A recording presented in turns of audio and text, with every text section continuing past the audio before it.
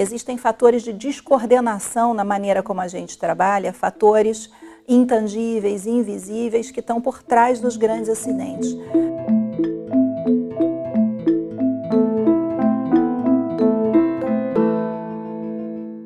Carmen, obrigada pela sua presença aqui no Bate-Papo para a gente falar hoje sobre a segurança de trabalho no Brasil. Qual é a relação entre a cultura e a segurança no trabalho? Nossa, essa relação é próxima e direta, Mariana. A cultura é o que faz toda a diferença entre o que funciona e o que não funciona. Então, a gente faz todo um trabalho de planejamento, de gestão de risco, engenharia de risco, prevenção de acidente, mas e se as pessoas não cumprem? Né? E se as pessoas não levam aquilo a sério? Ou se as pessoas não entenderam direito o que fazer? A cultura é esse mecanismo de coordenação informal que garante que aquilo que a gente planejou vai funcionar na prática. Entendi. Agora, de que forma a cultura de uma organização impacta na segurança do trabalho de uma empresa, de uma organização? Depois desses nossos 18 anos de pesquisa, eu não teria dúvida nenhuma de dizer que ela é o fator principal e que ela é o fator chave. Então, nós temos alguns elementos na cultura nacional e na nossa história que fazem com que a gente tenha uma propensão a causar grandes acidentes. Existem fatores de descoordenação na maneira como a gente trabalha, fatores intangíveis, invisíveis, que estão por trás dos grandes acidentes. E a cultura das organizações é o fator que consegue neutralizar isso. Se nós conseguirmos trabalhar a cultura das organizações como um mecanismo de integração interno capaz de dar resposta a esses desafios, a gente consegue chegar muito perto do acidente zero. E o bom é que o que a gente viu é que é super possível, e isso dá um ânimo muito grande para compartilhar o resultado dessas pesquisas. De que forma é tão possível assim? Quando a gente consegue entender a causa comportamental, como as pessoas dizem, e a gente entende onde é que está o gatilho e vai procurar a solução para aquele gatilho, você consegue resolver. Então, o Brasil tem um problema de uma distância de poder muito grande, essa é uma métrica internacional de comparação de culturas nacionais. Nós temos muita distância entre Estado e sociedade, muita distância entre o topo e a base das organizações, e já há uma correlação estatística comprovada entre distância de poder e acidentes, é a correlação mais forte quando você cruza todas as métricas globais em diferentes países, há uma correlação direta. Nós temos também uma fortíssima aversão a risco, uma forte propensão a controlar a incerteza e baixa confiança. Quando você mistura essas três características da cultura nacional, o que acaba acontecendo é que a gente foca muito no controle. Como é que eu controlo o comportamento do outro? Aí a gente cria norma, padrão, procedimento, controle, acompanhamento, monitora de perto as pessoas, e aí o acidente acontece. Porque a interseção entre esses três fatores dificulta, na realidade, que a gente faça uma evolução da capacidade dos times de trabalhar de maneira interdependente e colaborativa para evitar problema na tarefa concreta que eles estão vendo. Quando eu consigo fazer com que as pessoas colaborem de maneira ordenada, eu consigo ir reduzindo os impactos negativos da heterogeneidade e da desigualdade na construção da confiança. Então, quanto mais heterogeneidade e mais desigualdade, menor a confiança. A gente falou, se confiança é o problema, vamos procurar organizações que tenham forte confiança no Brasil para ver como é que resolve isso. Procuramos muito e não achávamos.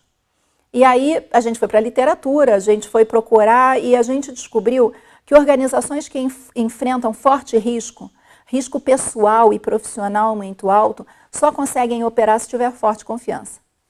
Aí a gente falou, vamos bater lá na porta do BOP, ver se eles deixam a gente pesquisar isso. Nós replicamos as métricas globais, comparamos a propensão a confiar dentro do BOP com a CORE, com a COT, com a SWAT, com os Marines. E o que a gente descobriu? Que o BOP tinha uma propensão a confiar até maior do que alguma tropa americana. Eles têm uma forte confiança interna. Isso faz com que eles tenham acidentes de trabalho muito menores do que a média global.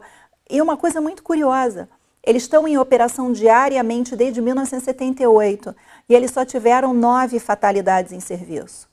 O que é um resultado absolutamente impressionante quando você olha para a periculosidade da atividade deles e para a periculosidade das atividades laborais em organizações produtivas. E como é que a gente pode aumentar a confiança?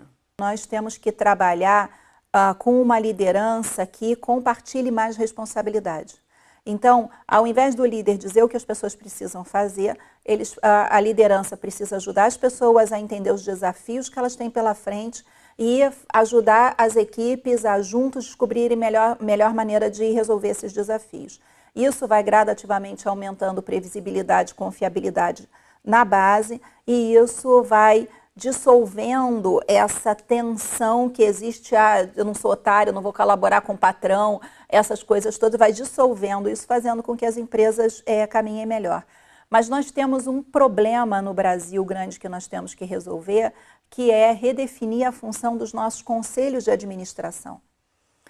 O Brasil é um país com um histórico escravagista, era uma colônia de exploração com uma lógica muito extrativista de pensamento. Muitos traços de uma cultura extrativista ainda está presente nas empresas brasileiras. E nós temos uma economia muito calcada sobre commodity. E se eu tenho uma economia calcada sobre commodity, eu quero aumentar a escala, reduzir custo unitário, reduzir o custo de exportação, por isso eu quero que o país invista em logística, porque eu quero chegar no porto com um preço mais barato para vender com escala. Ora, se eu tenho essa matriz econômica, eu não estou preocupada em gerenciar inovação, eu não estou preocupada em gerenciar excelência operacional, eu não estou muito preocupado com isso. Quando a gente pega o nosso avanço em competitividade, ele anda a par e passo com o preço das commodities. O preço das commodities sobe, a competitividade da economia sobe. O preço das commodities cai, a competitividade da economia brasileira cai. A gente precisa parar de brincar disso. Nós temos tudo hoje para liderar uma dinâmica de inovação e trabalhar com empresas mais seguras. Mas os conselhos selecionam executivos com foco em retorno financeiro de curto prazo. E são os conselheiros que estão criando os riscos para os acionistas derivados de acidente de trabalho, porque eles não cobram e não dão suporte para que os executivos façam investimento de médio e longo prazo em segurança. Nós precisamos corrigir a governança da gestão de risco nessa relação entre o dono do capital e o conselheiro que o representa no conselho administrativo, porque a garantia da prosperidade do dono do capital no médio e no longo prazo vai depender da qualidade com a qual o conselheiro dá suporte para os gestores na gestão de risco e cobra indicadores adequados disso. Se nós melhorarmos a governança desses fatores, a gente acaba com esses grandes acidentes. Se a gente trabalhar do capital para baixo e das equipes operacionais para cima, a gente resolve esse problema de agência, né? Criando uma lógica ganha-ganha, todo mundo ganha cooperando. E é para lá que a gente precisa caminhar como país e economia. Deixa eu agradecer a sua presença aqui no Bate-Papo FGV. Obrigado, foi ótima entrevista. Obrigada.